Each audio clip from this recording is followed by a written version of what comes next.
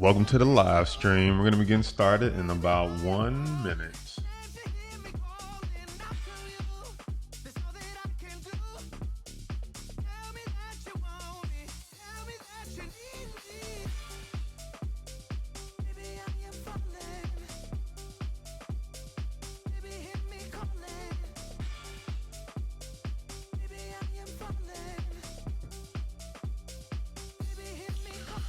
As usual, let me know where you're watching from. Your team YouTube, team Facebook, city, state. Let us know in the comments.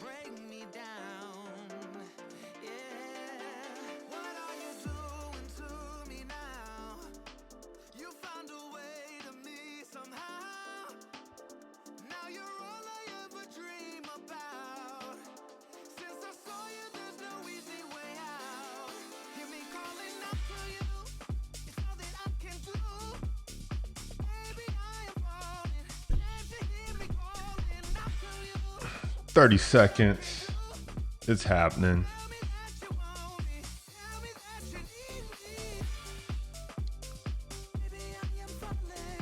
Fresh Sharps from DC. La Goog from Coastal, Florida. D Brown. We must be cousins in another life with that same last name. 10 seconds, let's go. We got a lot to cover today, a lot of good stuff. Get ready. RM, good morning.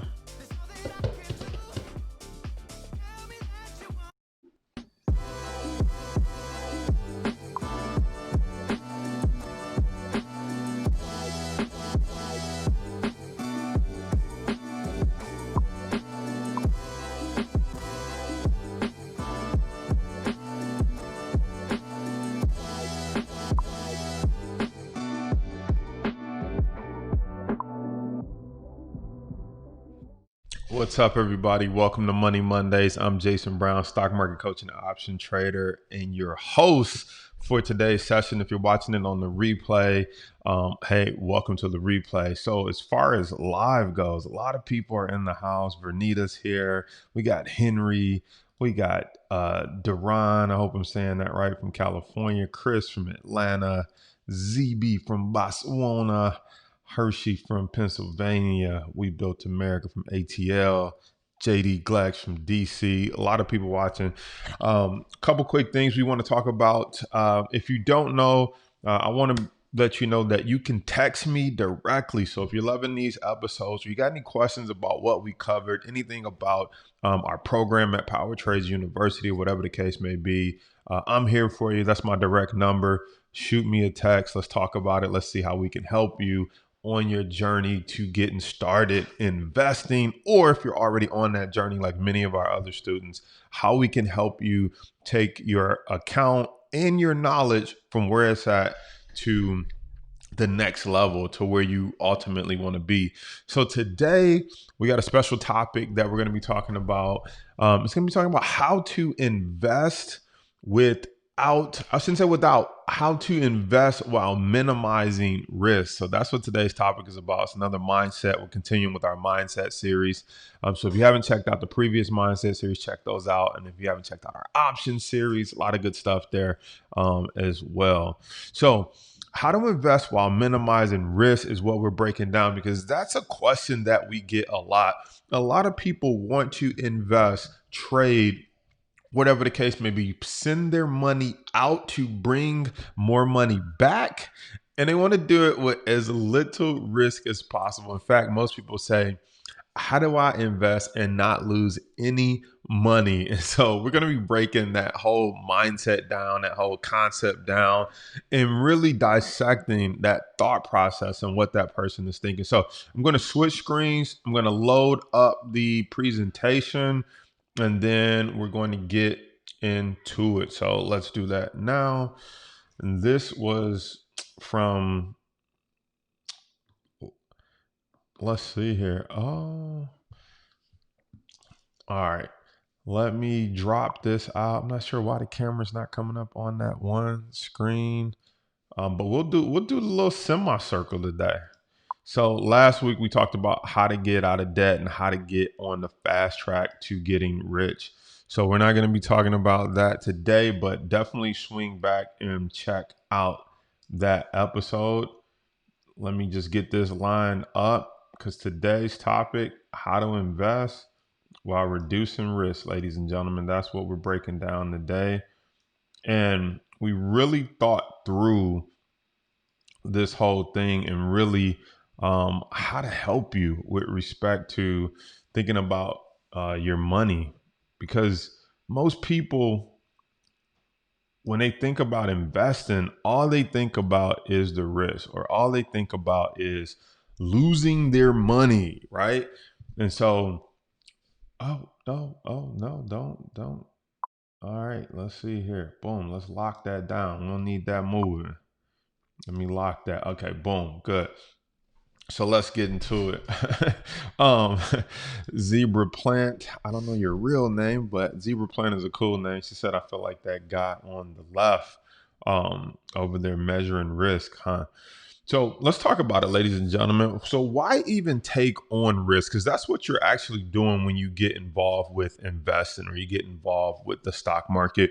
You're taking on risk. But risk isn't inherently something that most people are either taught how to take on, and it's definitely not something that most people are excited to take on. Am I making sense? Like, no one wakes up in the morning and says, let me take on some risk. Well, some people do, but most people don't. Most people go through their life or their day trying to avoid risk. And so when you think about the stock market, or you think about having your money work hard for you instead of you working hard for it, you have to understand the components of risk and why someone would take on risk. So first component of risk is there has to be a desire, okay?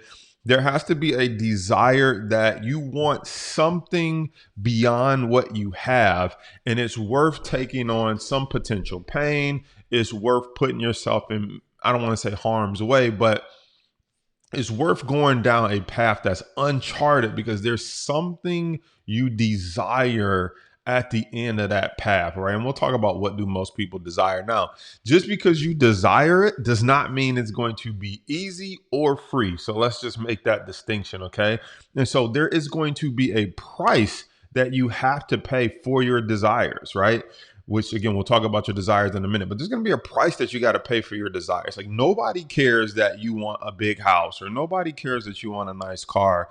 The universe doesn't say, oh, that's cool. Like, let's just play Santa Claus with you because that's what you want. Just write it down on the list and we're going to be bringing it down the chimney on December 25th. Like, it doesn't work like that. In fact, most little kids will find out Santa Claus doesn't even work like that, right? There's a price to be paid for that desire, for that thing that you put on the list that you said that you want. And then the other piece of risk, or why you would take on risk, there has to be a willingness to part with something, should you have to, in order to pay that price, in order to achieve that desire. Now, here's where this equation, so to speak, gets out of balance, okay? This equation gets out of balance when what you desire and the price to pay for it is too high. Does that make sense?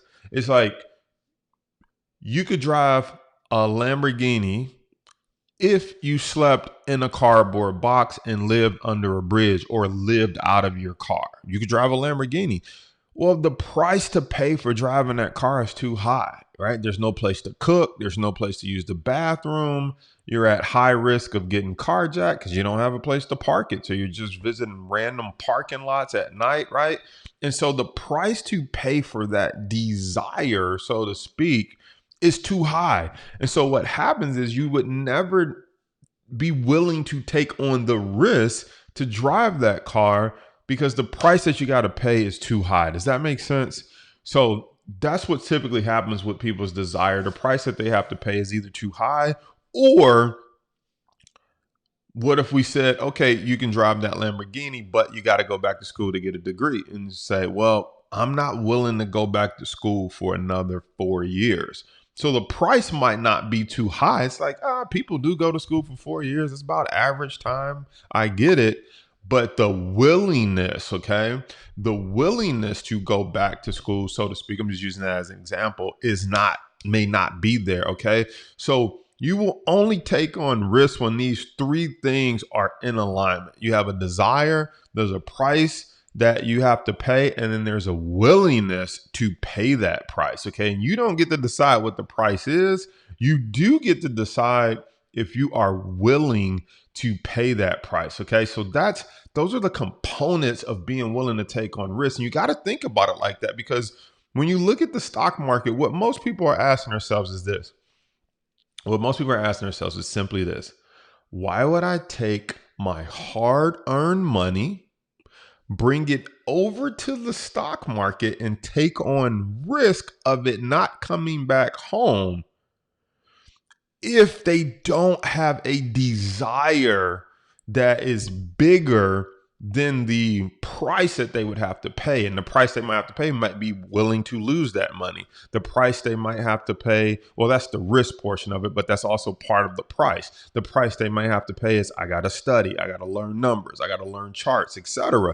And so if you don't have a desire to use that money to do anything, it's very unlikely that you're going to either A, move forward in this business or this industry, or B, be successful. Because the moment you run up into a little bit of turbulence or the first trade doesn't go right, most people backpedal and they say, I really don't want that car. I really don't want that house. I really don't want that lifestyle, because the pain of, I lost $100 or something like that is too great, right?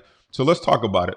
What do most people want, or what do most people desire? Okay. Most people desire things. Not everybody, but most people desire things. Okay. And so most people want the house. They want to go on cruises. They want to own a boat. They want a vacation and sip Mai Tais under the umbrella on the beach. They want to drive.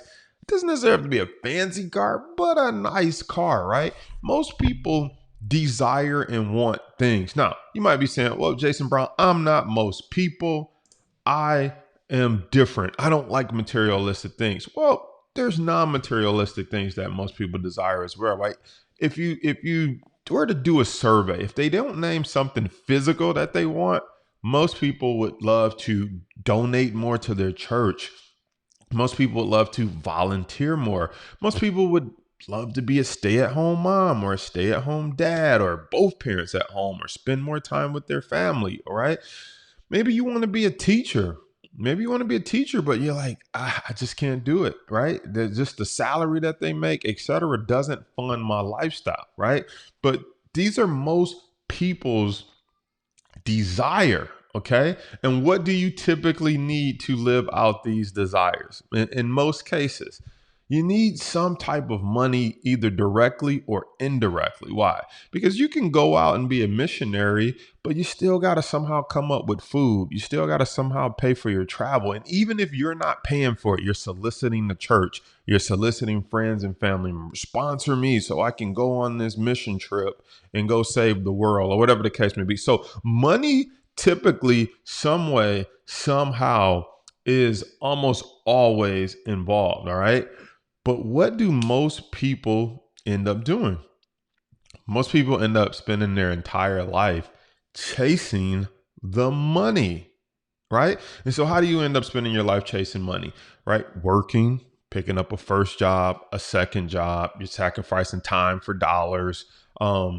Maybe you're living ahead of your money. So you're putting everything on a credit card. You bought a little bit more house than you should have, a little bit more car than you should have, a little bit more purse or shoes than you should have. And so what happens is once you get behind the eight ball, right? Or once you get behind the ball, period, it's kind of like this guy in the picture, right? Or girl. It's kind of like the money is always in front of you. Does that make sense? You're always chasing it, right? You're always working to pay off the next thing. You're always working to get caught up. There's typically no extra to go back to the lifestyle and all the things that you wanted to do. But here's the question. Why are we not taught to chase the skill? Why are we not taught to chase the skill? One of the things that I tell traders all the time, and I'll hear me and hear me good, and hopefully this will be a light bulb moment for you. But one of the most important things that I tell traders is you're not trying to make money. And they're like, what do you mean? This guy's crazy. I can't believe I signed up for his course. His opening statement is you're not here to make money. And it couldn't be more further than the truth. Ladies and gentlemen, you are not here to make money. You are here to get very good at about three simple things. You're here to get good at learning how to read stock. Well, let me back up. Learning how to do fundamental research, okay, and discover if a company's good or bad or doing good or bad. You're here to get really good at learning how to read a stock chart and determine the best time to buy and the best time to sell. And you're here to get really good at what strategy are you going to apply? Am I just going to buy the stock? Am I going to buy a call option? Am I going to do a naked put? Am I going to do a bull put spread? Whatever the case may be. If you get good at the skill of fundamental analysis, of reading charts, of applying the correct strategy, then you'll get to the money. All right. If you're just here to make money, money doesn't get made in it of itself. You only make money for a skill, for the value that you bring to the table. Money in itself doesn't just pop out of the ground because you want to make money. Does that make sense? Right. And so most people end up chasing the money when you really should be chasing the skill. When you wake up in the morning, you should be fired up about doing research, fired up about reading charts, fired up about applying the correct strategy. Not fired up about this trade can possibly make you $10,000. No. When you leave a trade, that's correct. When you look at the trade where we made something like $400,000 at, it wasn't the money that was exciting about that trade. It was like, I researched it. I read the chart right. I applied the correct strategy and boom, money showed up in my account, right? And I can assure you, anytime I've been upset about a trade, it wasn't about the money that I lost. It's never about the money. It was like, how come I didn't see that? Hold on, why didn't I read the chart correctly? Why didn't I apply the right strategy? Am I making sense? Hold on, where's the emojis? Bring the emojis in. Hit the thumbs up or the like button or the heart. It's about the strategies, right? It's about the skill. And so most people never end up chasing the skill.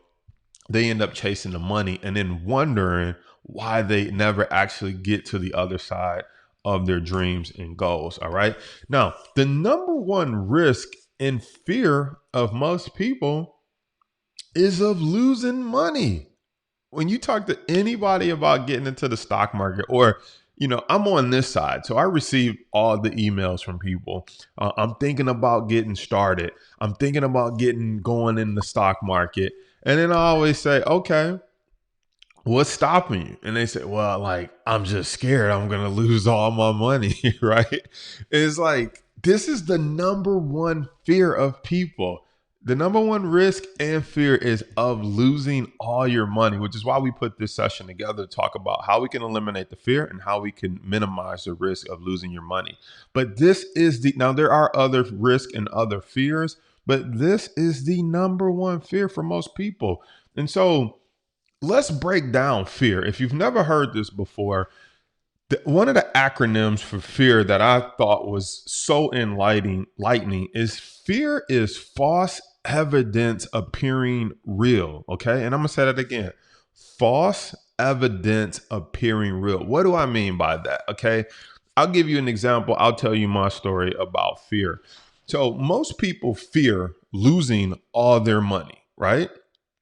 But we never really take time to like dissect what that means. Like if you have a job and you take some money and you put it in the stock market, can you actually lose all of your money?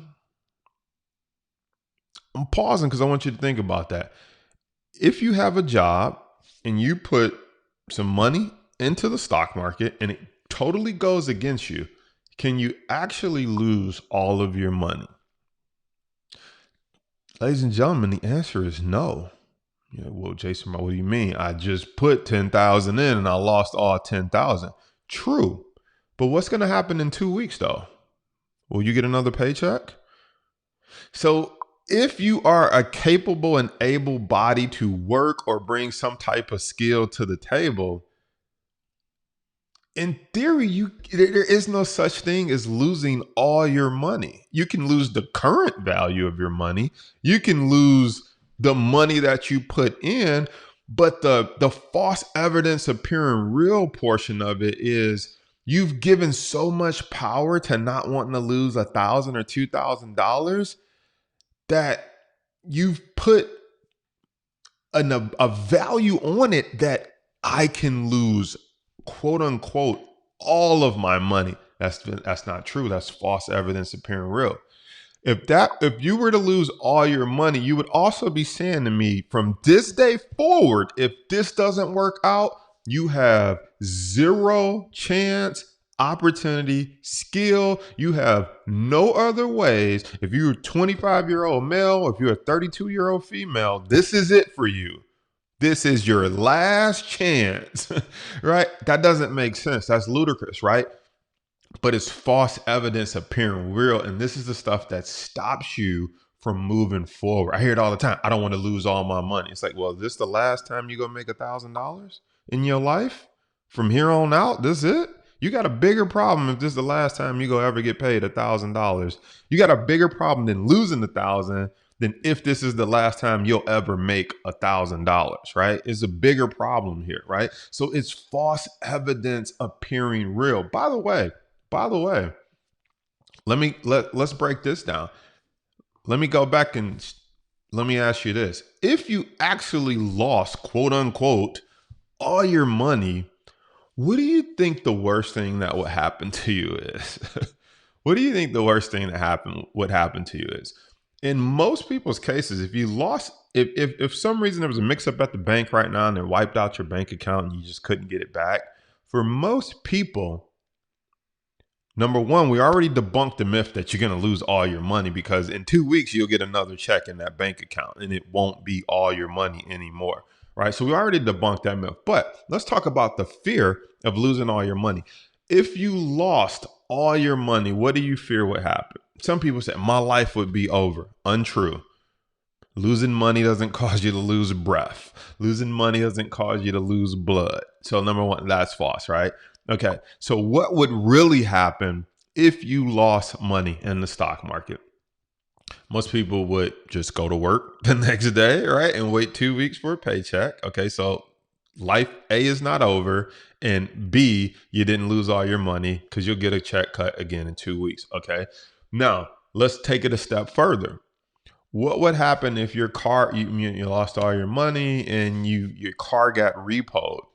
Well, you would catch the bus to work, right? You wouldn't quit your job and say, I lost my car, skip it, I ain't going to work no more. No. You'd either call a friend, bum a ride with a coworker, catch the bus, buy a bike, okay? You would figure out how to get to work via bus. Okay, let's just say you lost your house. You would call a friend, call a family member. You would do something to figure out food and shelter. And so what I'm really trying to get you to think about is you're not really scared. You don't really fear losing money. What you really fear is what people will think of you if you had to catch the bus to work. Because we already established you'd still be alive, you still have a job, you still have transportation to get to the job. It's called public transportation. But what you fear is what people will think of you if you had to catch the bus to work. We already determined you're not just gonna go live under a bridge. Everyone in here would call their friends, family, a parent member, say, hey, some bad things happen. I'm down on my luck. Can you take me in? So, and if they truly love you and you call them a friend or a family member, they would help you. All right. So the reality is what you really fear is the embarrassment of having to make that call, right? And so what I'm trying to do is help you get power over this false evidence appearing real, because the power becomes when you're no longer embarrassed. If those things would happen, then you can take control of the fear and then you can start to move into action. Because the reality is most of these things probably won't ever happen, but the fear of them happening will keep you from moving forward and learning the stock market. The fear of having to catch the bus is what would scare you, right? The fear of having to see your coworker see you get dropped off at the corner from the smart bus is what keeps you from moving forward, all right? And so once we conquer fear, conquering fear is nothing more than taking back control of what other people will think of you. If you really think about what you're scared of, it's not losing money. You're scared of feeling dumb, feeling stupid, people knowing you tried it and it didn't work. My life changed when I took control of what people think about me. You want to know why? I bet you more people on here would have a YouTube channel. But guess what's the number one reason why most people don't have a YouTube channel? Do you see the comments that people leave? They're nasty. They said he doesn't know what he's talking about. Who's this idiot teaching fine? People are so worried about the comments and putting themselves out there that they won't even cut the camera on. But guess who are the best YouTubers? Or guess why we have a channel, a following, we teach? Number one reason, we don't care. We don't care what people think. We don't care if someone leaves a nasty comment. Like, who cares? And so the moment you take control over that is the moment you take control over your life, when you stop caring what other people will think. So let's move on. But that's really the false evidence appearing real. You're not actually scared of losing money, because if you lose money, not much would change for you. Not much would change for you, okay? So let's break down risk, okay? Because this is another one where people don't understand what risks truly is and how to mitigate it, which is what this session is all about, all right? So let's talk about risk, all right? If you ever break down the acronym of risk, or if you think about it, risk is wrapped up in the four simple concepts, okay? Research. What makes something risky, right? It makes it risky if you don't know how to research the possibilities of what could happen or what can go wrong. Or when you think about it in terms of the stock market, which is what we're talking about here, but you could apply this to real estate. You could apply this to marriage. You could apply this to anything. The risk is when you don't know how to research. You don't know how to research a stock. You don't know how to tell if it's doing good or doing bad. That increases the risk of you potentially buying a bad company, buying the wrong company. All right. And so most people don't know how to do the research. If you knew how to do the research, you would remove one of the elements of risk. Now, you can't completely remove risk. There'll always be some risk. So what do I mean by that? If you researched how to drive a car, you would say, okay, I researched it. There's a gear that goes in the drive, a gear that goes in the reverse. You wouldn't be scared like, what if I get to a dead end and I can't go anywhere? Well, I did my research and found out there's a reverse, so I can back up. Just eliminated that risk. Someone's like, well, ooh, I heard about snow and rain. You're like, oh, good point. What am I going to do? And then you're like, oh, I did some research and found out there's these things called wipers on the car. I can turn the wipers on and let me drive in the rain and snow. Yeah, but snow is slippery. Like, oh, you good point. I did some research. I found out that there's tires that actually perform better in the snow, right? So everything or a portion of risk can be removed with research. I want to get in the stock market. Here's what most people do. Give me some free videos. I'm going to go buy a book. You ain't read a book since you was in elementary school. When it comes to the stock market, everybody, can you recommend a good book? When the last time you actually read a good book? Like, come on. Come on now. Now you about to read a book on math and numbers, a subject you hated in school anyway? Quit playing, all right? I'm bringing the horns in for that. All right, quit playing. Go on and get you a course, get you some education. But most people don't know how to do research. They don't know how to research a stock or a company. And so for them, that brings on an element of risk. All right. Now, let's talk about the next I, right? The I is to investigate all of the things that could potentially go wrong. Okay. It could, with a car, it could snow, it could rain. I could get to a dead end. How do I back up? Right. Those are all the things. I can get into a car accident. Okay. Well, how do I mitigate that risk? Buy a car with air. I did some research, right? And I found that cars can get into accidents. Okay, so you investigate the possible problem, like someone can hit me from. Okay, we'll talk about strategy in a minute, or the next S. I just gave it away, but the strategy would be buy a car with some airbags. So you did your research, you investigated what can go wrong, and then we're going to move to the next S, which is strategy. But investigate all of the things that can go wrong. We're going to break down the things that can go wrong in the stock market, and then we're going to talk about strategy to be able to mitigate that, right? So let's talk about the next S. The next S is strategies, all right? So you did your research. You investigated what can go wrong. What are the strategies that can protect you? Okay. So you research. I want to drive a car. I need to get from point A to B. What are your different scenarios to get from here to California? I could fly. I could take a train. I could take a bus. I can rent a car. Okay, I researched my options. Let's investigate. What are the problems with an airplane? Airplane could crash. Okay, I'm gonna stay away from that one. I'm gonna stay on the ground. Okay, what about a train? It can derail off the track. I'm gonna stay away from that one. Okay, how about I take a car from here to California? Perfect. What's the problems with the car? What if I get into a dead end or a road is blocked? Okay, let's make sure. What's the strategy? Let's make sure we got a GPS. Okay. We got the GPS, we got in the car, but what if it rains? Okay, what's the strategy? I know how to make sure we got a car with windshield wipers. What if we run out of, I know where the gas stations are at. All right. So these are strategies. These are strategies. You're prepared before you take the journey. Wow. What a concept. Okay. You think it's any different in the stock market? You just need to be prepared before you take the journey. Research, investigate what can go wrong. What are the strategies to mitigate the risk? Okay. And then the last K is knowledge. Now, I like to equate this one to knowing how being a swimming pool, right?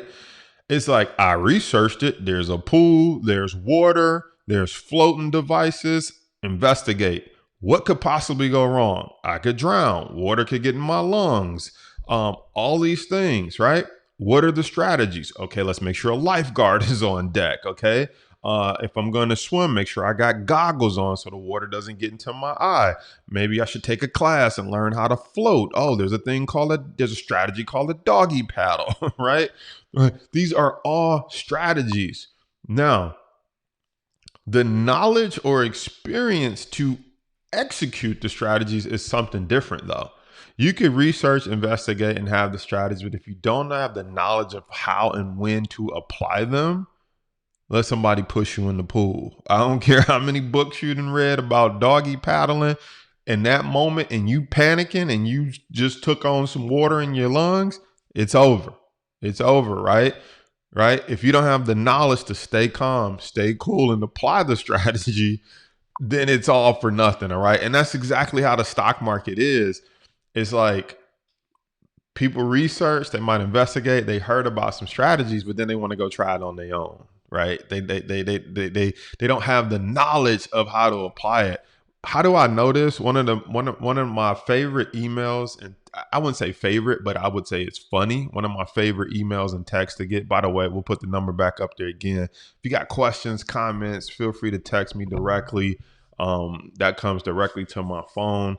And I'm trying to bypass going through Facebook, Messenger, and all that stuff. Let's just talk direct, because these companies change their algorithm. Then we can't talk. We email you, it goes to spam. Shoot us a text. We can have a direct conversation. But what my favorite text or email to get is, I wish I'd have found you sooner, or I was thinking about joining your course or your community, etc., but I tried it on my own and I lost $5,000, $10,000. Now I'm back. Now I'm ready for some training, right? It's like, well, you just paid $10,000 for the training now, right? But that's how I know that they did a little research, they did a little investigation.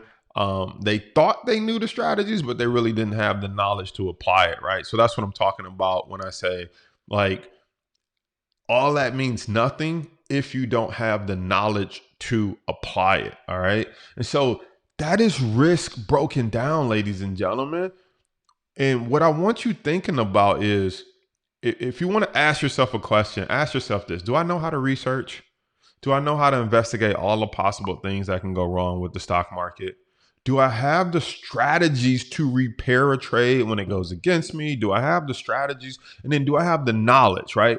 People be like, do I buy to open? Do I sell to open? Buy to close? Close to buy? How many contracts is it? And it's like, you don't have the knowledge, right? It's way more than I can just teach in a 50-minute video or 30-minute YouTube video, right? And so get the knowledge, all right? So let's explore strategies, all right? So let's talk a little bit deeper into the strategies. Let's talk about what can go wrong with the stock market and then how we can put some strategies into place to minimize the risk, all right? So first risk, or one of the risks in the stock market, I'm just going to talk about the general risk that most everyone goes through, okay? So the first risk is, like, if I buy one stock and that one stock doesn't do well, like, I'm screwed. I bought Apple not having a good day, week, month, I'm screwed. Okay, so the risk is single stock picking. I pick one stock, it didn't work out, now I'm screwed. All my money is in this one stock. And so the strategy for alleviating that risk or minimizing that risk of having no diversification is to build a portfolio. So what if you got $10,000? Maybe you shouldn't put all 10 in Apple. How about 2,000 in Apple? 2,000 in, I'm not going to say Facebook and Netflix. Why? Because what you'll start to learn is maybe both of those are in the same sector, and now you have no sector diversification. So if all tech stocks are down, Apple's down, Facebook's down, Netflix down. You're like, but I diversified. I did Netflix and Apple and Facebook. It's like, you bought more than one stock, but you technically didn't diversify because they're all tech stocks, right? So you basically bought three of the same, right? So, but that's a whole nother story. But building a portfolio, I'm going to have some tech stocks. I'm going to have some restaurants, some transportation, some consumer staples. Some people are like, what's a consumer staple, right? That just goes to show, like, went right over your head, right? But consumer staples, I'm going to have, right? So a diverse basket of stocks. And so building a portfolio can help you mitigate the risk of single stock picking. It can help you mitigate the risk that you got one shot to pick one stock and be right. And if you're wrong, I guess that's it for you, right? That's risk involved in that. So to mitigate that, you spread the risk out across multiple asset classes. Now, if you really want to take diversification a step further, when you start talking about wealth building, you probably should have some money in the stock market, but then you diversify industries and you start getting into real estate. So if the stock market is bad, real estate is a whole different industry. If real estate is bad, stock market is a different industry. If they're both bad, then you diversify and you also have money in bonds or something like that. Or maybe you have money in restaurants. So it's like, if you ever watch Shark Tank, they talk about, like, you'll hear them say, some of them like, yeah, I'm over invested over here. I've been looking, I wanted to get into food. And you think, why is Damon John, a clothing guy, excited because they brought out some new barbecue sauce? It's like, because he already has money in clothing. He already has money in tech or Mark Cuban. Then when someone brings something from the food sector, it's like people have to eat, right? And so that offers diversification to their broader portfolio of real estate, tech companies, stock market, and now they get to go into food or retail, right? And so that's more of like a broad level of diversification. But if we're just talking about the stock market, single stocks versus building a portfolio. So do you know how to build a portfolio? Do you know how to have some consumer staples, some utilities, and some tech? Or do you just know how to go buy Apple, right? Okay, now you're like, okay, I should diversify. Well, here's the new problem, right? If you don't know how to diversify, your portfolio could have a poor performance. So just because you diversify doesn't necessarily mean it's going to go up, right? And so the strategy, if you don't know, so let me put it this way. If you don't know how to pick your own stocks, if you don't know how to research your own stocks, then one possible or two possible solutions is you can buy index funds where Vanguard or what's the other one? Fidelity, or all these companies put together their index funds, right? And so you buy an index. So you could buy an index that mirrors the S&P 500. So you kind of got a basket of almost 500 stocks. You didn't pick any of them. You just said, you guys put the basket together, and I believe that you know what you're talking about. So I buy your index, okay? Or you can do what's called ETFs, which are exchange traded funds. Okay. So let's go back to the tech example. Instead of you buying Apple or trying to pick which one's going to go up, Apple, Facebook, Apple, Facebook, Apple, Facebook, Apple, Facebook, Apple, Facebook, Netflix, Apple, Facebook, Netflix, right? You can buy what's called an ETF. And an ETF will have Apple in it, a little bit of Facebook in it, a little bit of Netflix in it, a little bit of, I'm just trying to name companies that most people know if you're not a stock trader. But the ETF will have multiple stocks from that same sector.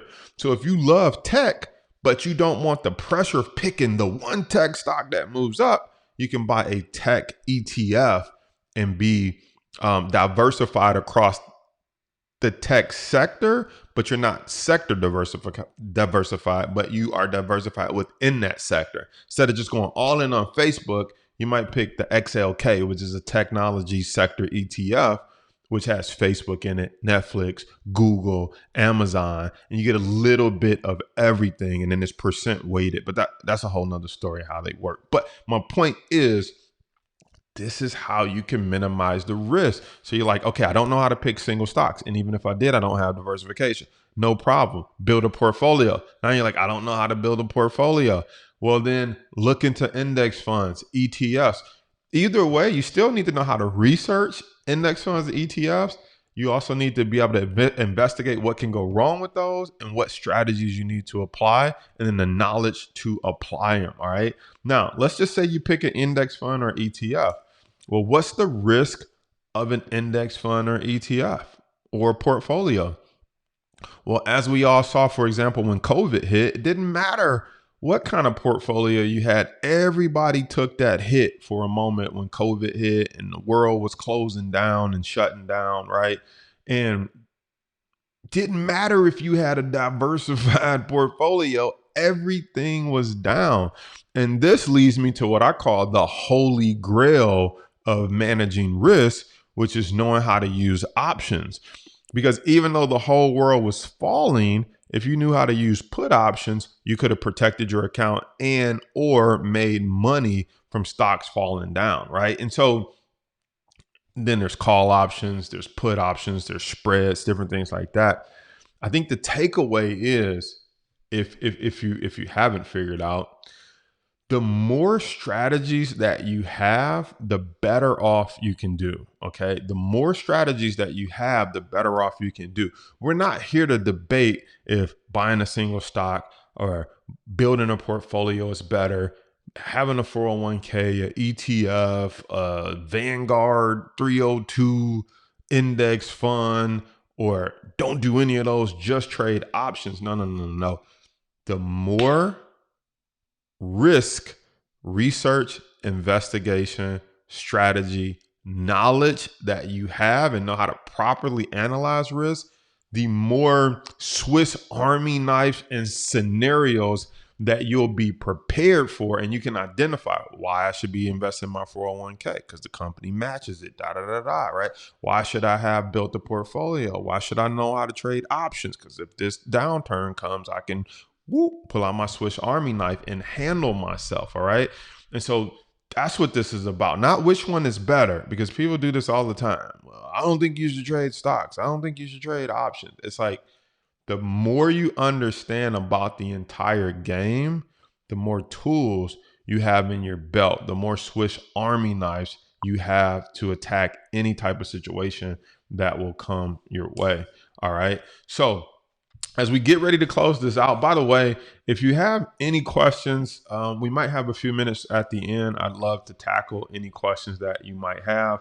But I want you to think about these questions as we start to wrap up or once you get off the webinar. And I love to hear from you in the comments, whether you're watching live or the replay. I'd love for you to answer these questions if you're bold enough and you don't care what everybody else thinks of you, right? Oh, I posted on the internet what I'm afraid of.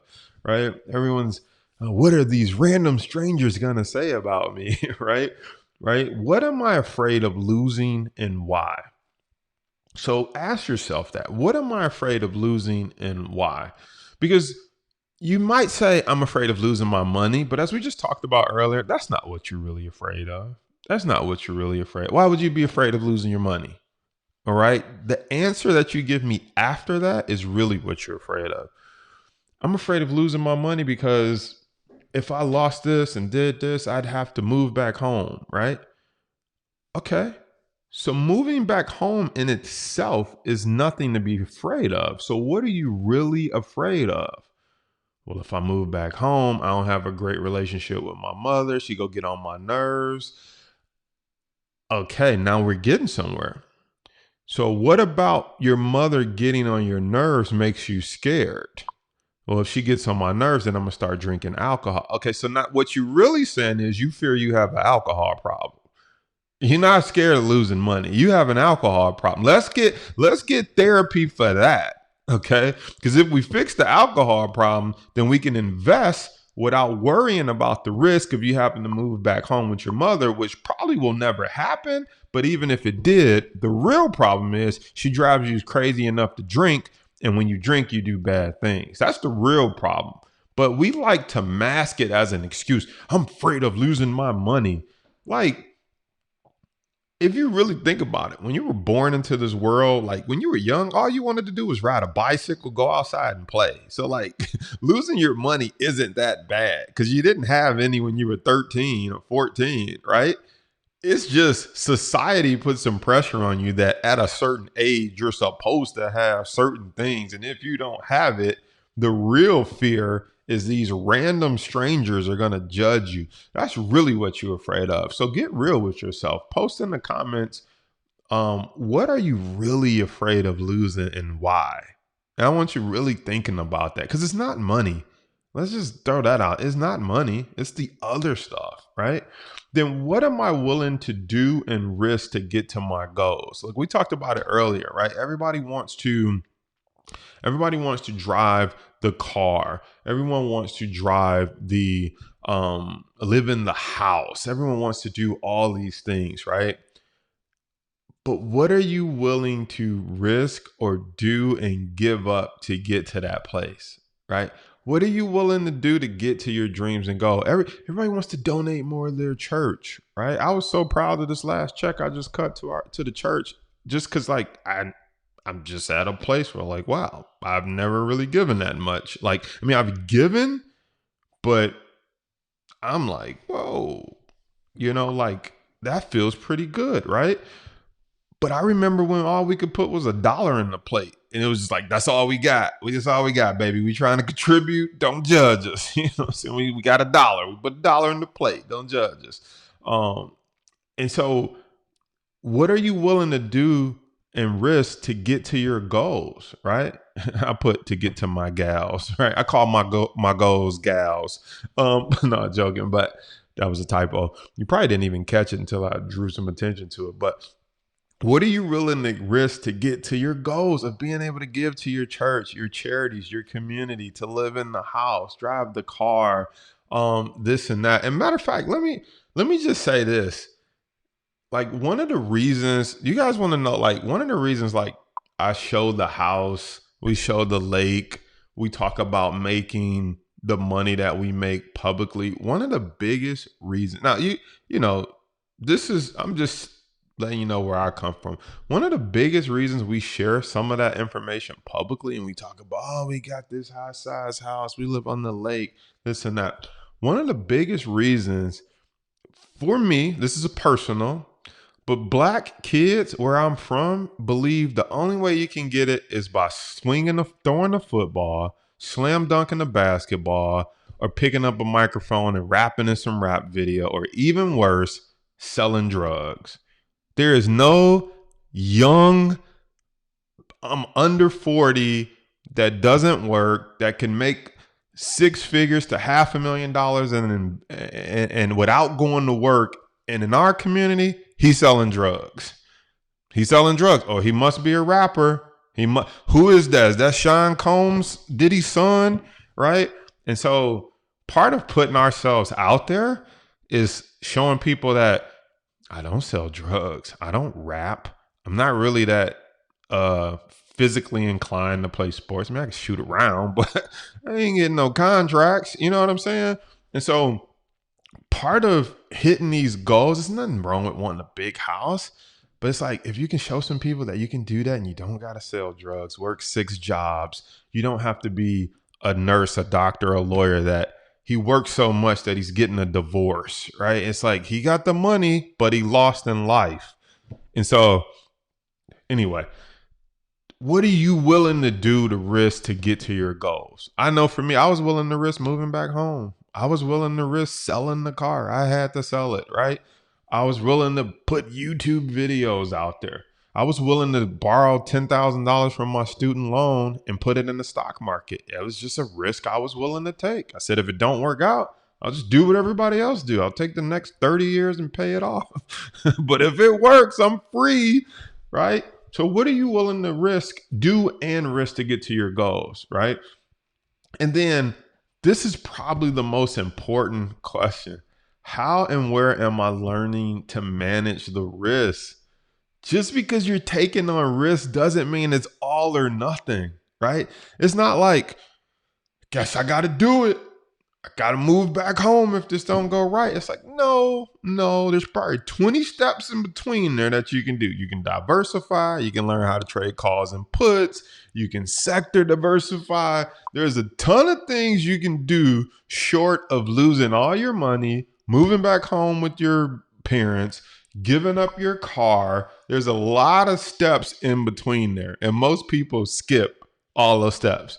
You'd be like, well, give me one step, take a course.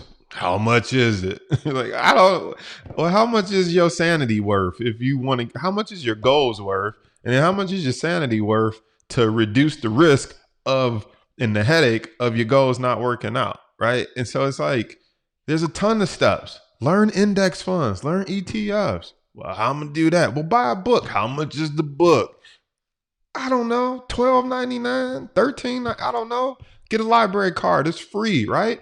What are you willing to do how are you learning to manage the risk? People want to take the money that they put up on this pedestal. I don't want to lose it. I don't want to lose it. Okay, then what training are you getting? Ooh, how much is that? If I get training, I won't have no money to invest. If you don't get training, you won't have no money to invest because you're gonna lose it all. But it's just how we think. It's just how we think, which is just crazy how we think. Like, that's why I'm so big on mindset. It's like, I could get on here and tell you what stocks to buy, but that ain't gonna help you. That ain't gonna help you. You don't understand when to buy, when to sell, buy to open, sell to close. You don't understand. You get to that order screen, you be like, I'm confused. Was I buying? Was I selling? I wasn't sure. Little box popped up. I thought there was no commission. What's this SEC fee? Right? People don't know. So answer those questions in the comments. If you got anything for me, you can text me directly. I'm going to try to get through some of these questions since we got a few questions that came in. And I appreciate you guys hanging out with me. Let me take that off. All right. Zebra says, after you start trading and making a few earnings, how much percent should you set aside so you don't lose it all on one trade, yet use the compounded earnings to make more money on the trades? So everybody's numbers is going to be different. I like to say split your account into thirds, right? 30%. That means you got 3 good shots at one of the trades working out, right? So if you got, now this rule differs a little bit. If you say like, I only got $1,000, you could split it up into 3 separate chunks and be like 300, 300, 400 on the last trade. But when you typically got like $1,000, it's just like, you almost just do better just going all in on one stock or one investment. But when you start getting to like a $10,000 account, something like that, it's like, it could help to have 3,000 in the trade, 3,000 in the trade, and then you still got 4,000 left. Does that make sense? So it really just depends on your account size. And then the smaller your account, be like, I got $500. Like trying to split 500 into thirds is like, well, you got 150, 150, 150. But you still could, depending on your approach. You could buy one stock that's worth 150. Another stock that's worth 150 or less, and another stock. So you still split it up into thirds, you diversified it. So it just really depends. All right. Let's see here. Rick Mitchell said, being close to retirement, I'm concerned about losing more money than I can afford to lose at this point in my life. And yes, what would people say or think of me? Well, here's the thing though. That's a legit concern, right? Because if your end goal is to retire, then your beginning goal is to invest, but not necessarily take the riskier investment. So there are strategies for that. For example, I love the covered call strategy. If you own stocks, you can sell calls against them. What I bring in, what I call rental income. That's a safe strategy, a safer strategy. Maybe you also learn how to use put options to protect that retirement account in case COVID or something else hits and a big sell off. And you're like, I thought I was retiring next year. And we just had this big sell off. I can't retire. So you might need to learn how to use put options to now protect. So in your case, it might not necessarily be about growth, but it might be about protection. Let's protect what we already got. There's nothing wrong with that, right? So you got to think about it. You got to think about it like that. America says, I agree. We need more Black role models that have good success from doing things the right way. And not that rapping or football is the wrong way, but selling drugs is. But it's like sometimes we think that's the only choices we got to make money, right? It's like, well, what if I don't want to be a doctor, a lawyer, or a football player? It's like, I guess I'll never have a nice house. Like, no, there's still the stock market. There's other things. Jacqueline says, I love that you share your real life. I love how you had the dealer drop off your new car and it was because of the stock market. Oh yeah. When I got the Jag delivered, it was because we had killed it in the trade in the stock market. And then we had paid off our student loans or anything that was hanging over our head. So if you saw that video, that was a while ago. So thank you. Oren says, can I get in the market while I still owe student loan debt? Absolutely. I borrowed a student loan because I had a scholarship to Wayne State here in Detroit, Michigan. And then I applied for a student loan. And when they paid me, I got a refund check. I took that and put it in the stock market. So you can absolutely get into the stock market even if you owe on student loan debt. Now, what'll happen is you need to make sure you already have a payment plan established. And if you're paying $200 a month, but now you get a side hustle where you're driving Uber or Lyft and you're making $1,000 a month, you could take that $1,000 and put it into the stock market. They don't know that you just got $1,000 increase. Usually at the end of the year, they might do a reevaluation, see if you can pay more. But your goal is to grow your account to just pay them off completely. You know what I'm saying? So Boom, boom, boom, boom, boom, boom, boom, boom. Let me see what else we got here. Thank you. I'm also trying to pay attention to what's happening in various companies who are trading stocks. We Built America says, do I like Fibonacci? I just don't use Fibonacci lines. So they are a thing. I just don't use them. Zebra. I'm about to call you Zebra. It might be Zebra. Maybe your name is Zebra. Most people owe student loan debt. Now with COVID, there's a lot of forbearance.